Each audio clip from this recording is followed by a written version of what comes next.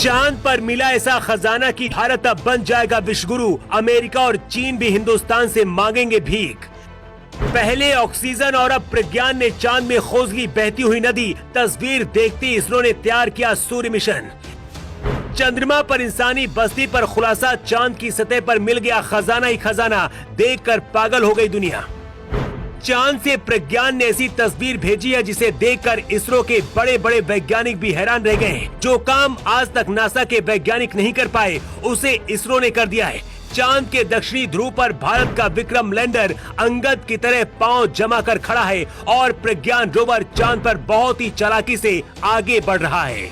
चांद की सतह पर प्रज्ञान बच्चों की तरह खेल रहा है और इसरो को समय समय पर वहां की तस्वीरें और वीडियो भेज रहा है।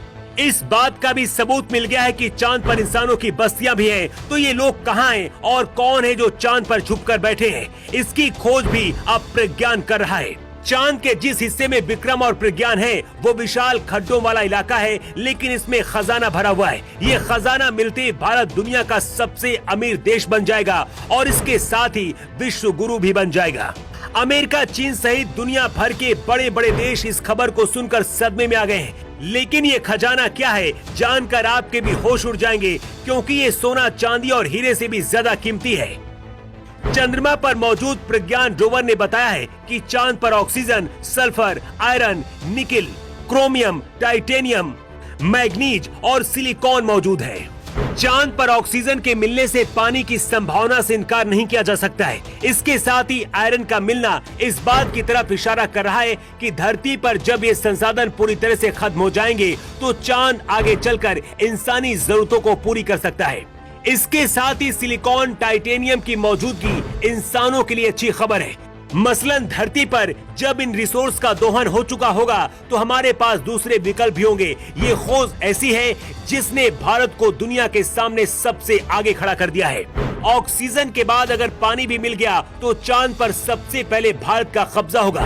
पीएम मोदी पहले शिव शक्ति पॉइंट का ऐलान कर चुके हैं। इसके साथ ये वो तिरंगा है जो चांद पर फहरा रहा है और धरती के बाद चांद पर भी भारत की शान बढ़ा रहा है। चंद्रयान 3 ने चांद से जो तस्वीरें इसरो को भेजी हैं, उससे ये भी पता चला है कि एक विशाल नदी चांद पर कभी थी जो अब सूख चुकी है। लेकिन वैज्ञानिकों का ये भी मानना है कि नदी चांद के किसी कोने में अभी भी हो सकती है। जिस तरह से धरती में उबड़ खाबड़ जमीन है वैसे ही चांद पर भी मिली है, जिससे अनुमान लगाया जा रहा है कि यहाँ कभी पानी था और उसकी रगड़ से ही यहाँ पर पत्थर बने हैं। ऑक्सीजन के मिलने के बाद इसरो ने अपना नया मिशन शुरू कर दिया है जिसका नाम है सूर्य mission. ISRO PSLV XL rocket की मदद से 2 सितंबर को सूर्य मिशन लॉन्च करने जा रहा है।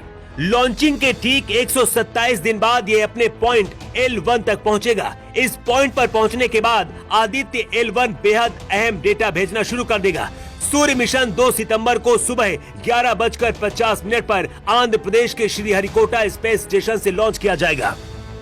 अभी तक अपने आप को दुनिया का दादा समझने वाला अमेरिका अब सबसे ज्यादा डरा हुआ है, क्योंकि चांद पर पहुंचने के बाद अगर भारत का सूर्य मिशन सक्सेस होता है तो दुनिया में भारत सबसे आगे होगा।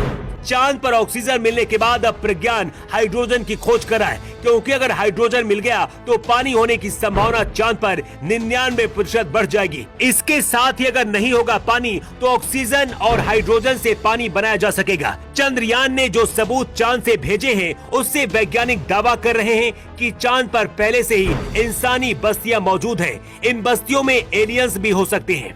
दावा तो ये भी किया जा रहा है कि बहुत जल्दी चांद पर भारत का चंद्रयान 3 सागर खोजेगा और फिर भारत वो सबसे बड़ा देश होगा जो अपनी इंसानी बस्ती चांद पर बसाएगा। वैसे आपको क्या लगता है, बहुत जल्दी चांद पर रहने का वक्त आने वाला है? ऐसे में क्या आप चांद पर रहना चाहेंगे? और जिस तरह से भारत की इस कामयाबी से दुनिया हैरान और परेशान है, उसे लेकर आप क्या कहना चाहेंगे? अपनी राय कमेंट बॉक्स पर लिखकर जरूर दें।